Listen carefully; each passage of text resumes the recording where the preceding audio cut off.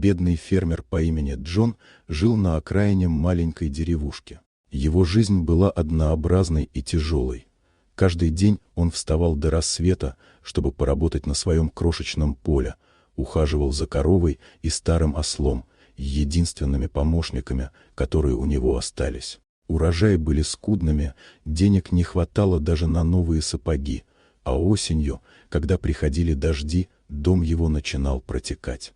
Однажды ранним утром, когда туман еще стелился по земле, Джон пошел в лес за хворостом. Пройдя несколько сотен метров от тропы, он услышал странный звук, словно стон или тяжелое дыхание. Осторожно раздвинув кусты, он увидел нечто невероятное.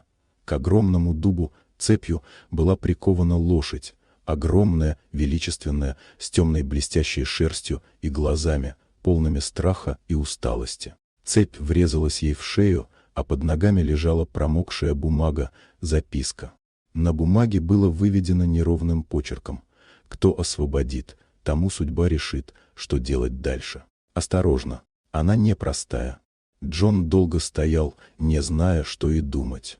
Суеверия он не любил, но сердце жалось от жалости.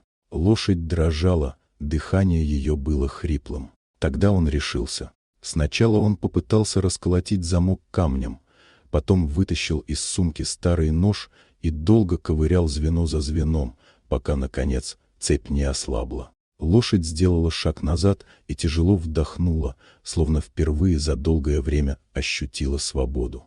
Джон боялся, что она убежит, но вместо этого лошадь тихо подошла к нему и ткнулась мордой в плечо. Он понял, она благодарит. Он привел ее домой. Соседи смеялись, мол, чем он собирается кормить такую громадину, когда сам едва сводит концы с концами. Но Джон не обращал внимания. Он делился с ней последним: теплой водой, горсткой овса, кусочком хлеба. Он назвал ее Грейс, так, как называют тех, кто пришел в жизнь по благодати. Прошли недели. Лошадь начала набирать силу, шерсть засияла, глаза стали живыми. Джон не мог нарадоваться. Теперь у него была не только помощница, но и друг. Вместе они пахали землю, возили дрова, и словно по волшебству дела Джона пошли в гору. Урожай в том году оказался лучшим за все время, да и соседи начали поглядывать с удивлением, будто сама удача поселилась на его дворе. Однажды ночью Грейс вдруг начала биться копытом о дверь сарая. Джон выбежал и увидел, что его дом охвачен пламенем.